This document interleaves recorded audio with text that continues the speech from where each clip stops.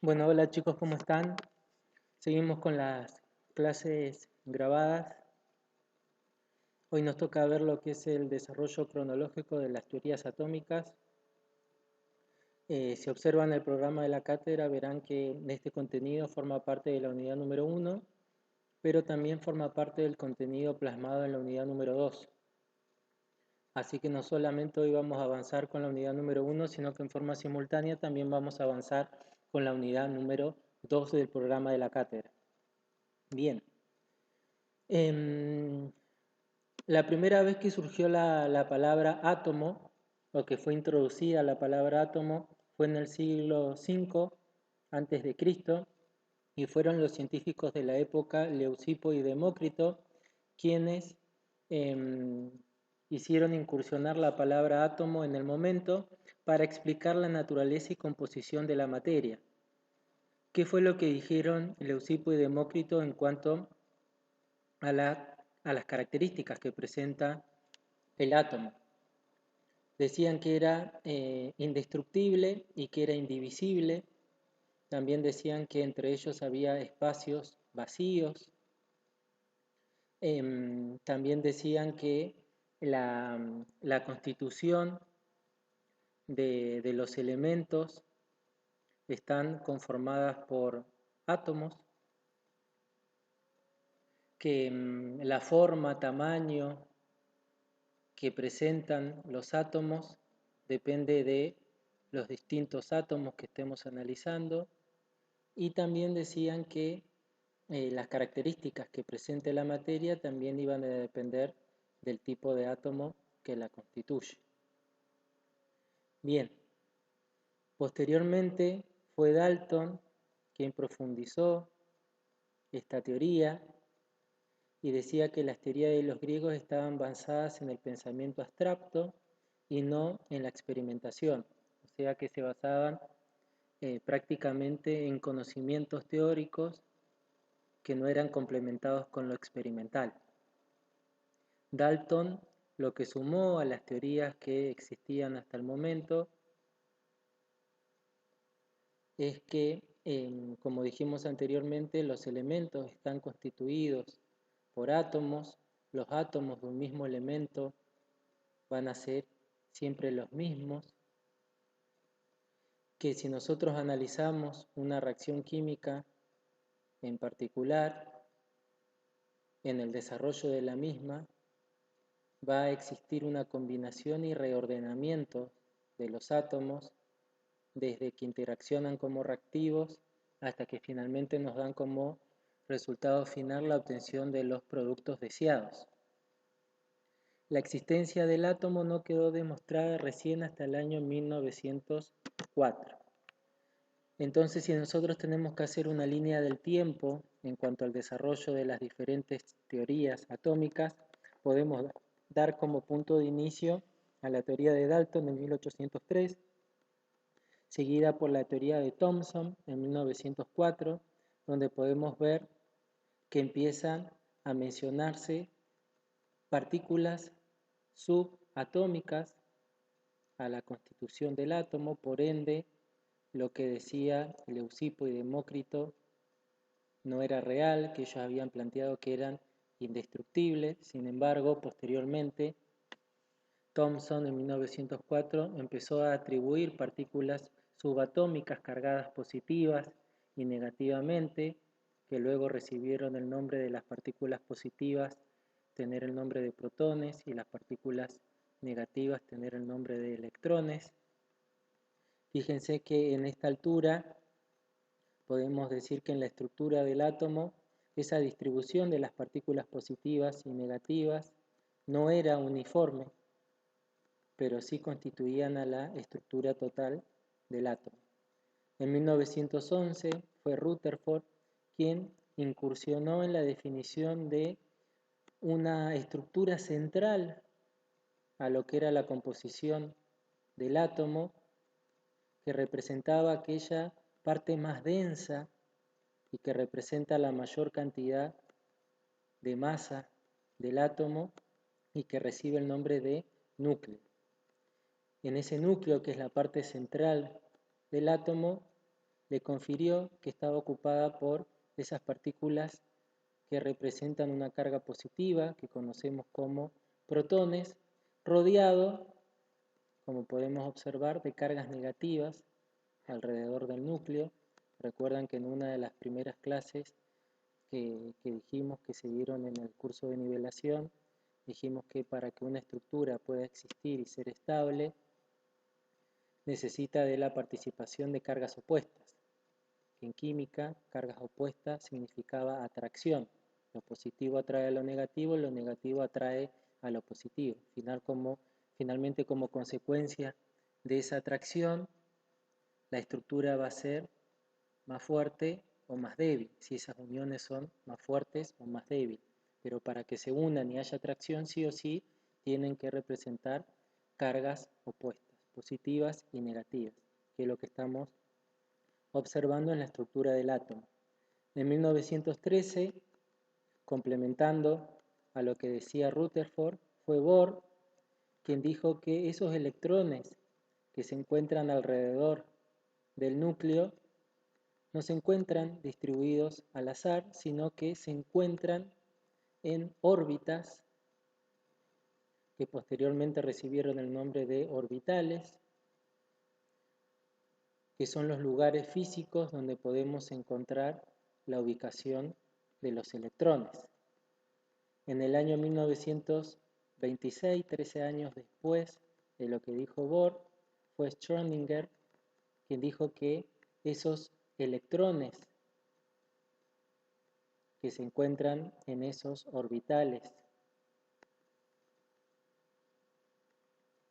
posicionados en esos orbitales, los electrones, representan lo que se conoce como nube de electrones. Esa nube de electrones que representa el espacio físico donde se pueden encontrar los electrones, vemos que, como dijimos anteriormente, siempre se va a encontrar alrededor del núcleo donde se encuentran esas cargas positivas que reciben el nombre de protones. En esta altura, finalizando lo que es la línea de tiempo, también aparecen partículas que no tienen una carga asociada, sino que se dice que su carga es neutra o es nula y que reciben el nombre de neutrones. Esos neutrones físicamente se le dio la misma ubicación que presentan los protones y que se encuentran concentrados, tanto protones como neutrones, en el núcleo que constituye la parte central de lo que sería la estructura total del átomo. Vamos a ver más adelante finalmente cómo surgen estas partículas subatómicas. Bien, como dijimos anteriormente, Dalton en 1803 dio el puntapié para lo que hoy se conoce como la teoría atómica a nivel científico. ¿Qué es lo que decía Dalton? Que los elementos están formados por partículas discretas, diminutas e indivisibles, llamadas átomos, que permanecen inalterables en cualquier proceso químico. Los átomos de un mismo elemento son todos iguales entre sí, en masa, tamaño y en cualquier otra propiedad física o química. En las reacciones químicas, los átomos ni se crean ni se destruyen, solo cambian su distribución o reordenamiento. Los compuestos químicos están formados por átomos de compuestos, todos iguales entre sí en proporciones definidas y constantes, que era lo que habíamos hablado la clase anterior de la ley de las proporciones definidas. Dalton también en esa época había atribuido símbolos químicos a elementos que ya existían en ese entonces, como el nitrógeno, el zinc, la plata, el calcio, el fósforo. Bien, ¿cuáles fueron las fortalezas y debilidades de la teoría atómica de Dalton? En cuanto a las fortalezas, decía que la materia se compone de partículas muy pequeñas llamadas átomos, que los átomos se combinan en una razón de números enteros y sencillos. En una reacción química no existe pérdida de masa, que fue lo que dijimos en términos de una de las leyes más conocidas de la química, que es la ley de conservación de la materia. Un compuesto posee los mismos elementos en igual proporción de masa que lo que dice la ley de las proporciones definidas. ¿Cuáles fueron las debilidades de la teoría atómica de Dalton? Planteó que los átomos no se pueden dividir. Hoy se sabe que los átomos sí son divisibles. Posee una estructura interna formada por otras partículas o subpartículas, como dijimos anteriormente. Indicó que los átomos de un mismo elemento no pueden presentar diferentes masas y propiedades. Hoy en día se conocen los isótopos. Sostuvo que los átomos de un elemento no pueden convertirse en átomos de otro elemento. Hoy se conocen las reacciones nucleares. No consideró la unión de dos átomos del mismo tipo, que es lo que constituyen moléculas diatómicas, como el oxígeno, el hidrógeno y el nitrógeno, que sabemos que existen en la naturaleza. Entonces, fíjense que a partir de estudios anteriores, como cada científico trató de profundizarlos para avalar lo que se venía estudiando o para desmentir lo que se venía estudiando hasta el momento. Por eso surgen las fortalezas y debilidades de cada una de las teorías que se fueron estudiando y que finalmente llegaron a las que hoy conocemos de manera actual y que son las más vigentes. Bien, Thomson en 1904 demostró que dentro de los átomos hay unas partículas diminutas con carga eléctrica negativa, a las que llamó electrones. ¿Sí? De este descubrimiento dedujo que el átomo debía ser una esfera de materia cargada positivamente, en cuyo interior estaban incrustados los electrones.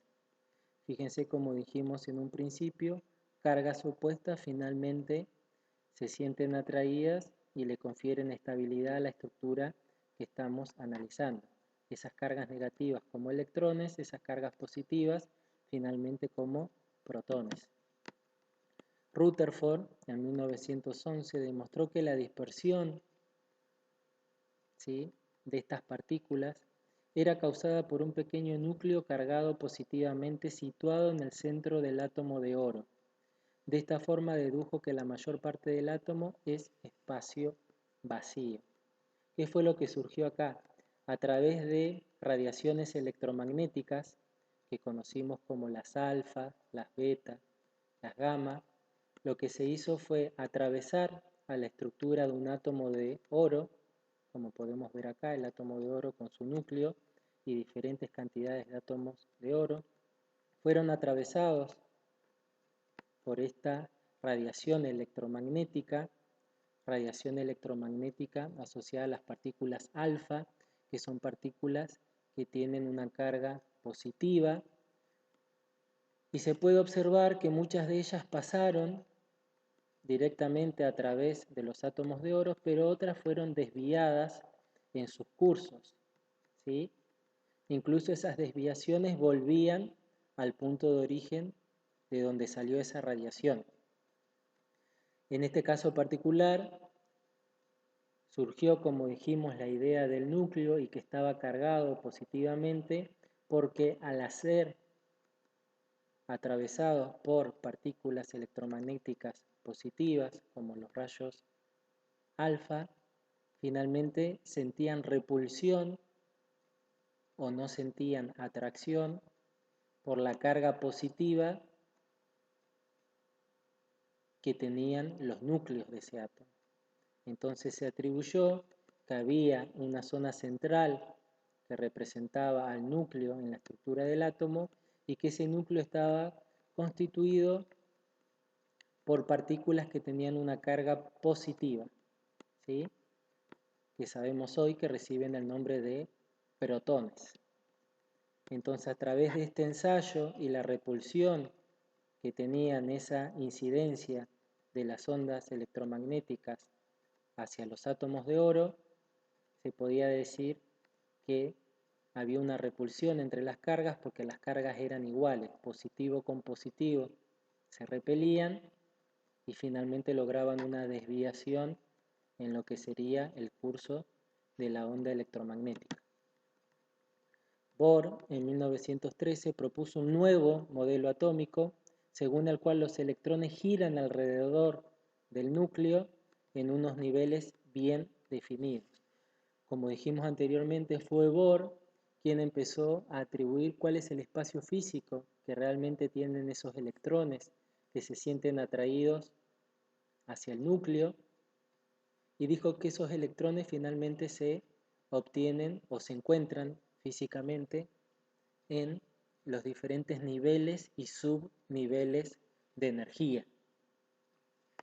De acuerdo a que si se producía una variación en esos niveles y subniveles de energía, los electrones podrían ser promovidos a un nivel superior o a un nivel inferior. Entonces, finalmente, esos electrones estaban sujetos a agentes externos que puedan producir una alteración en esa ubicación natural que tiene el electrón, y que mediante esa afectación los electrones podrían ser promovidos hacia niveles de energía superior o hacia niveles de energía inferiores. Los electrones giran alrededor del núcleo por esta diferencia de carga, porque se sienten atraídos los electrones cargados negativamente a los protones que están cargados positivamente y son los que se encuentran en el núcleo, en regiones del espacio denominadas orbitales. Los electrones orbital más externos determinan las uniones que pueden formar un átomo al unirse a otros átomos. ¿Qué quiere decir esto? Que los electrones que se encuentran más alejados del núcleo son aquellos electrones factibles de poder intercambiarse con los electrones de otro átomo y poder constituir una unión con otro átomo y dar a la conformación de un elemento, de un compuesto, de lo que fuere, como uniones químicas. Entonces, finalmente, aquellos electrones que se encuentran más alejados del núcleo son los que mantienen una atracción menor porque se encuentran más distantes. Entonces, esos electrones que se encuentran en los últimos niveles de energía son los más propicios a poder relacionarse con los electrones de los niveles más alejados de otro átomo y poder constituir otro tipo de estructura. Los átomos de elementos más pesados contienen varias capas de electrones. O sea que finalmente la cantidad de electrones también infiere en el peso que pueda tener el átomo. Finalmente, como dijimos, una de las teorías más actuales tiene que ver con la de Schrödinger en 1927, mediante el cual incorpora una ecuación matemática que ayuda a estudiar el comportamiento de los electrones en esos orbitales en los que se encuentran girando continuamente de manera dinámica, y decía que se establece una función de onda que describe el comportamiento de un electrón alrededor del núcleo, a partir de una contribución de energía potencial que tiene que ver con la posición y otra de energía cinética que tiene que ver con el movimiento, con la velocidad asociada que presenta ese electrón en particular. Entonces tenemos la expresión matemática que utilizaba, esto a modo de comentario, no es que la vamos a aplicar, con las referencias de lo que significa cada variable. Y a partir del estudio de Schrödinger, lo que se estableció fueron 4 números cuánticos, conocidos como n, l, m y s, que lo que representan es alguna particularidad especial de algún electrón que a nosotros nos interese estudiar de todos los electrones posibles que existen en la estructura del átomo que estamos analizando. Finalmente, a partir del estudio de los números cuánticos, nosotros podemos atribuirle alguna característica, como puede ser la posición, como puede ser el tipo de orbital, la geometría del orbital, cuál es la orientación que tiene ese electrón, en términos del estudio de los 4 números cuánticos. Estos 4 números cuánticos nos dan información de un solo electrón de todos los que conforman a la estructura del átomo. Y cada uno de esos electrones va a diferir en sus números cuánticos. No puede haber nunca un electrón dentro de todos los que tiene el átomo que presenten, o dos electrones o más electrones que presenten los mismos números cuánticos. Siempre al menos en uno van a diferir. Nunca los 4 mismos números cuánticos van a dar las características, por ejemplo, de 2 o más electrones que forman parte de la estructura del átomo. Bien, entonces acá, si ya tenemos definido cuál es la estructura del átomo de acuerdo a esta línea de tiempo cronológica que estuvimos desarrollando, empezamos a ver características que van a tener los átomos. Y esas características tienen que ver, por ejemplo, con sus masas atómicas, mediante las cuales las podemos utilizar para poder tener una medida de una cantidad. Las masas atómicas representan la unidad de masa atómica, que se simplifica con las letras UMA y la palabra UMA, y representa la 12ª parte de la masa de un átomo de carbono 12. Fíjense que para esta altura se toma como referencia al carbono 12 porque era uno de los elementos más estudiados en un momento y que existía en la naturaleza. Un hidrógeno pesa 12 veces menos que 12 carbono, que es igual a una UMA. Entonces 16 de oxígeno representa 16 UMA, 16 unidades de masa atómicas del oxígeno. ¿Sí? Bien, si nosotros hablamos de cantidad, nos vamos a referenciar también a los moles. Y por definición, ¿qué es un mol? Es la cantidad de cualquier sustancia que contiene tantas unidades elementales como átomos de carbono hay en 12 gramos de carbono 12. Es decir, es la cantidad de sustancia que contiene al número de Avogadro de átomos, moléculas o iones. Entonces, finalmente, para poder contemplar y definir bien a mol, debemos saber cuál es el número de Avogadro de átomos, moléculas o iones. Y el número de Avogadro es el número de átomos que hay en 12 gramos de carbono 12 y en términos de magnitud, algunos lo conocerán, representa 6,02 por 10 elevado a la 23.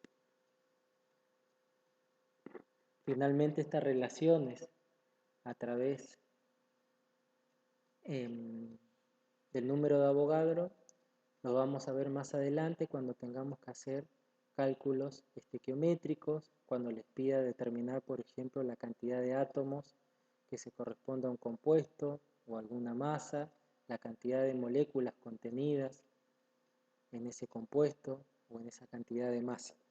Siempre vamos a tener que recurrir al número de Avogadro, que es el número de átomos que hay en 12 gramos de carbono 12. Cuando desarrollemos las guías prácticas, vamos a ver el complemento de esta definición llevado a la resolución de los ejercicios. Ahora solamente estamos viendo un contexto teórico. Bien, un mol de cualquier sustancia es la cantidad de gramos que contiene el número de Avogadro de esa sustancia. La masa o peso atómico del oxígeno es 16 UMAs, como vimos anteriormente, lo que significa que un átomo de oxígeno tiene una masa de 16 UMAs. entonces podemos establecer la relación que una UMA es igual a 1 gramo por mol del átomo o elemento o compuesto que estamos analizando. Entonces fíjense cómo a partir de una misma relación tenemos en cuenta las sumas como unidad de masa atómica, a los gramos como unidad de masa y a los moles como cantidad de la sustancia. ¿Sí? Por lo general nosotros cuando hacemos los cálculos matemáticos no trabajamos con UMAS, sino que trabajamos con gramos o hacemos la conversión de moles. Porque un mol de una sustancia se va a corresponder a X gramos de la misma. Por eso son conversiones de unidades. La masa o peso molecular es igual a la suma de las masas en UMAS de todos los átomos de la fórmula de dicha sustancia. Por ejemplo, si nosotros analizamos el ácido sulfúrico H2SO4, vamos a decir que la masa o peso molecular del ácido sulfúrico de este compuesto, ¿qué es lo que nos va a decir? Que el mismo pesa 98 gramos. Esos 98 gramos, como vemos acá, es el equivalente a 1 mol del ácido sulfúrico de nuestro compuesto. ¿Y cómo llegamos a estos 98 gramos? Porque tenemos que hacer la suma de las masas atómicas del hidrógeno más la del azufre más la del oxígeno.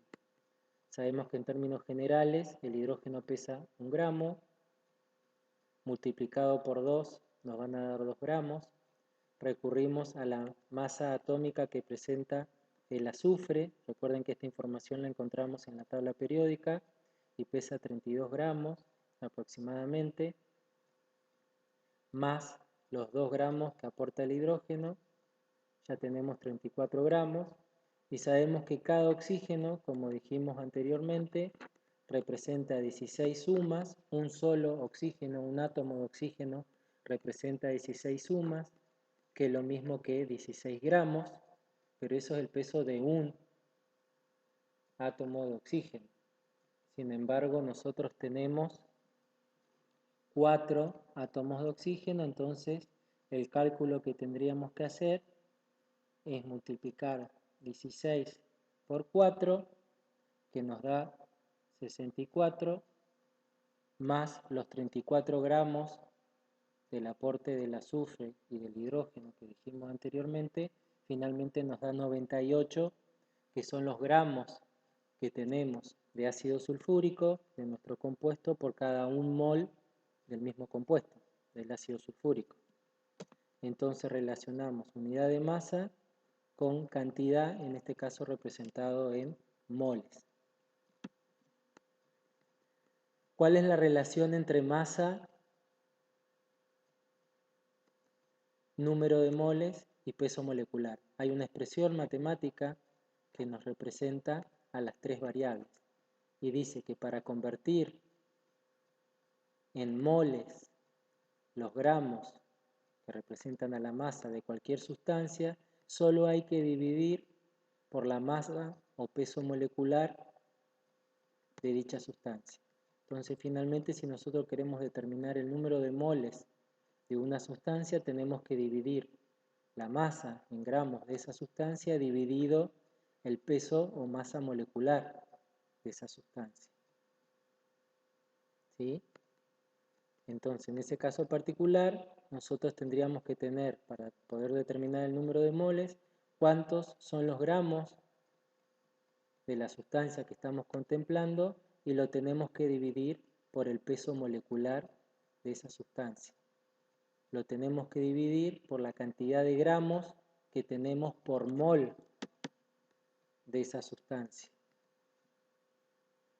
la cantidad de gramos que tenemos por mol de esa sustancia, finalmente nos va a dar el peso, perdón, el peso molecular o la masa molecular.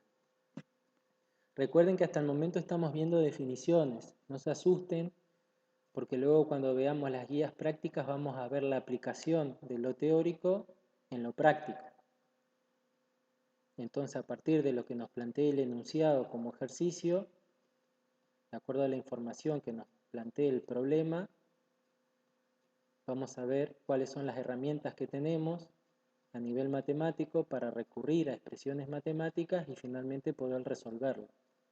Lo que estamos haciendo ahora es darle un contexto teórico a las definiciones para que después, cuando desarrollemos las guías prácticas que van a ser en los próximos días, nos vamos a tomar el tiempo necesario para que queden claras. Vamos a ver la aplicación de estas expresiones matemáticas en la resolución de ejercicios prácticos. ¿Sí? Bien, fíjense que nosotros estuvimos hablando hasta el momento de elementos, esos elementos constituidos por átomos. Esos elementos finalmente que están constituidos por átomos se van a combinar para darnos a la formación de compuestos, de sustancias.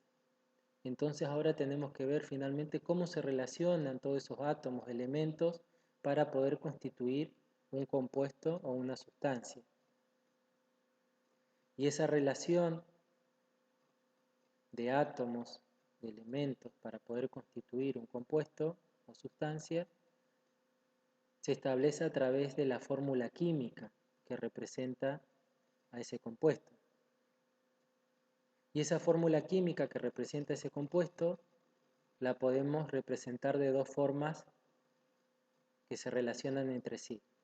La forma empírica y la forma molecular. Pero ambas representan a la fórmula química que establece la relación de proporción que existen entre esos átomos y elementos que constituyen al compuesto. Entonces, cuando hablamos de fórmula empírica, ¿a qué nos referimos? Dice que se tiene en cuenta a partir de la composición de un compuesto. Es posible deducir o determinar su fórmula más simple, que es lo mismo que decir fórmula empírica. O sea, la fórmula empírica representa a la fórmula más simple que tiene que ver con la composición de un compuesto.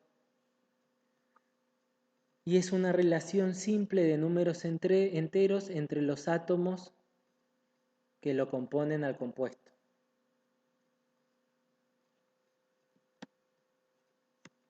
Cuando estamos hablando de una fórmula molecular, para poder calcular la fórmula molecular es preciso conocer con antelación esa fórmula de relación simple o fórmula empírica y la masa molecular de la sustancia, ya que la fórmula molecular pesa n veces la fórmula empírica.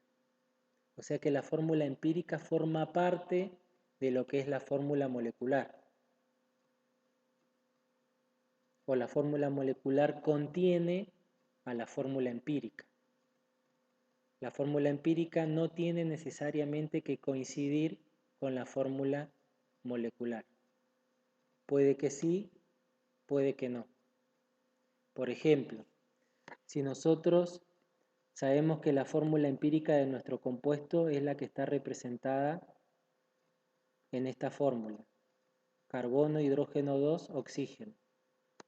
Y nos dicen que tenemos que escribir su fórmula molecular. Nosotros ya partimos de la relación de carbono, hidrógeno, oxígeno y sabemos que el hidrógeno se encuentra en el doble en proporción, ¿no?, que el carbono y que el oxígeno. Tenemos el doble de hidrógeno que lo que tenemos de carbono y de oxígeno. Para que este compuesto pueda existir y ser estable, necesitamos esta fórmula empírica o esta mínima relación entre los elementos que constituyen al compuesto para que el mismo pueda existir. Si nosotros variamos alguna de estas proporciones, quizá el compuesto no existan, o sea, estable. En esta relación mínima, que es la que nos plantea el enunciado, existe este compuesto, con un carbono, con 2 hidrógenos y con un oxígeno. Nos dice que a partir de este dato escribamos la fórmula molecular. Como dijimos anteriormente, la fórmula molecular va a contener a la fórmula mínima o a la fórmula simple o a la fórmula empírica. Entonces, para poder determinar la fórmula molecular, tenemos que saber cuántas veces, esa cantidad de n veces que tenemos repetida la fórmula empírica. O sea que la fórmula molecular representa la cantidad de veces que está repetida la fórmula empírica o esa fórmula mínima o esa fórmula simple en la estructura total. Entonces finalmente nosotros tenemos que determinar cuál es este valor de n, cuántas veces está repetida esta fórmula empírica en la estructura molecular total. Si nosotros, por ejemplo, decimos que n vale 2, es igual a 2, quiere decir que esa fórmula empírica que vimos anteriormente ahora va a estar repetida 2 veces y que mediante esa repetición nos va a constituir a lo que conocemos como fórmula molecular. La cantidad de veces que tengamos repetida la fórmula empírica nos va a constituir a la fórmula molecular. Entonces, si sabemos que tenemos 2 veces repetida la fórmula empírica, finalmente nuestra estructura final quedaría representada de esta manera. ¿Cuál sería el razonamiento matemático? Que ese n, que lo tenemos como subíndice acá abajo, sabemos que es 2 a nivel de magnitud, va a multiplicar a cada una de las cantidades que tenemos constituyendo nuestra fórmula empírica. Si originalmente nuestra fórmula empírica en cuanto al análisis del carbono lo teníamos una sola vez, pero sabemos que esta estructura la tenemos 2 veces, entonces a ese átomo de carbono que está en cantidad de 1 lo tenemos que multiplicar por 2. Entonces vamos a tener 1 por 2 o 2 por 1. Finalmente en la fórmula molecular vamos a tener 2 carbonos. El mismo análisis hacemos con el hidrógeno. Como tenemos 2 hidrógenos, lo vamos a multiplicar por la cantidad de veces que se repite esa estructura, que son 2, entonces finalmente el cálculo matemático va a ser 2 por 2, 4, que son los hidrógenos que van a constituir a nuestra fórmula molecular. Y finalmente hacemos el mismo análisis con el oxígeno. Originalmente en la fórmula empírica tenemos un solo oxígeno, pero lo vamos a multiplicar por la cantidad de veces que tenemos repetida la fórmula empírica, entonces matemáticamente va a ser el cálculo 1 por 2 o 2 por 1 nos va a decir que la cantidad de oxígenos que tenemos en la fórmula molecular va a ser igual que 2. ¿Sí? Vamos a tener en la fórmula molecular 2 carbonos, 4 hidrógenos y 2 oxígenos, el doble de lo que teníamos en la fórmula empírica. Finalmente la fórmula molecular representa el doble de las proporciones de cada elemento de lo que partimos en la fórmula empírica. Ahora bien, si vamos a este último apartado de acá, dice que la fórmula empírica no tiene necesariamente que coincidir con la fórmula molecular. Y en este caso particular, ¿la fórmula molecular es igual o es diferente a la fórmula molecular? ¿La fórmula empírica es igual o es diferente a la fórmula molecular? ¿Qué dicen? Cuento hasta 3 y les doy la respuesta. 1, 2, 3. Bueno, fíjense que en este caso particular, si vinieron al curso de nivelación, al CIU que se dictó en febrero, habrán visto que si tenemos una relación de proporciones de los elementos que representan a la estructura de la fórmula que estamos analizando, y matemáticamente podemos establecer algún común denominador entre las cantidades que tenemos de cada uno de los elementos en la fórmula molecular,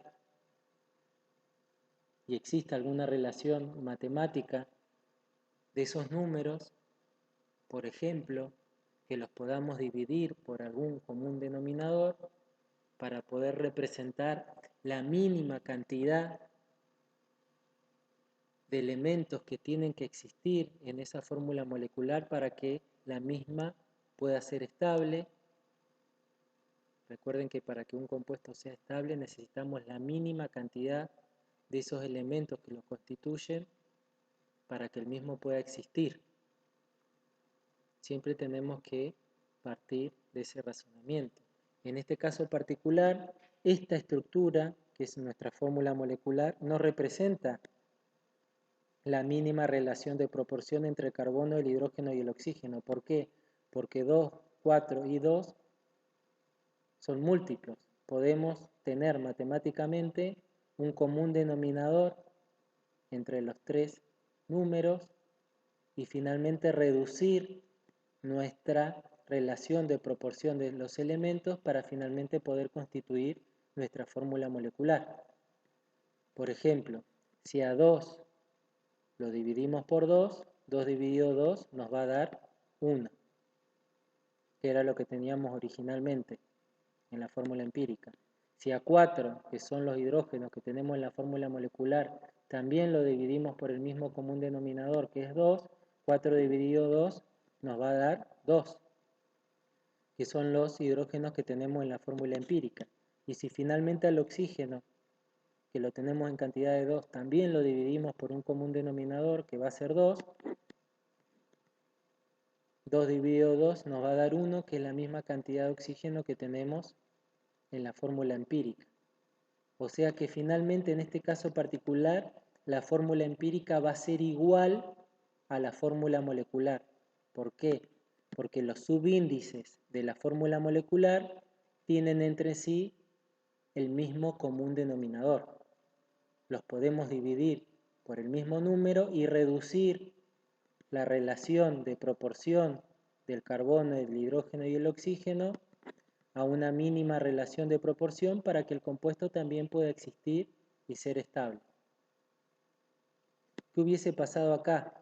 Si nosotros hubiésemos partido de otra relación de carbono, hidrógeno y oxígeno, los hubiésemos multiplicado por 2 y al llegar a la fórmula molecular no hubiese una relación de común denominador entre los subíndices que representan a las cantidades del carbono, del hidrógeno y del oxígeno en nuestra fórmula molecular, no la podríamos haber simplificado. Entonces, en ese caso, la fórmula molecular hubiese sido diferente a la fórmula empírica. Entonces, ambas fórmulas moleculares pueden ser iguales cuando hay algún común denominador por el cual podamos dividir a todos los subíndices de los elementos que forman parte de la estructura de nuestra fórmula, o serán distintas cuando no existan comunes denominadores entre los subíndices de los elementos que constituyen a nuestra fórmula molecular. Bien, eso sería todo el tema que vamos a ver hasta el día de hoy. Vuelvan a escuchar la clase, presten atención, si tienen alguna duda me consultan. Fíjense que vamos avanzando en el conocimiento y para ir avanzando en los posteriores temas que vamos a desarrollar, ya necesitamos contemplar que todo lo que vimos anteriormente quedó interpretado y lo pudieron asimilar correctamente. Seguramente a partir de la clase próxima ya vamos a empezar a desarrollar ejercicios prácticos comunes a lo que son el complemento de lo que vamos viendo a nivel teórico. Así que bueno, hasta acá llegamos hoy, me despido y cualquier duda que tengan me consultan por la plataforma. Nos vemos, saludos, que anden bien y cuídense. Chau, chau.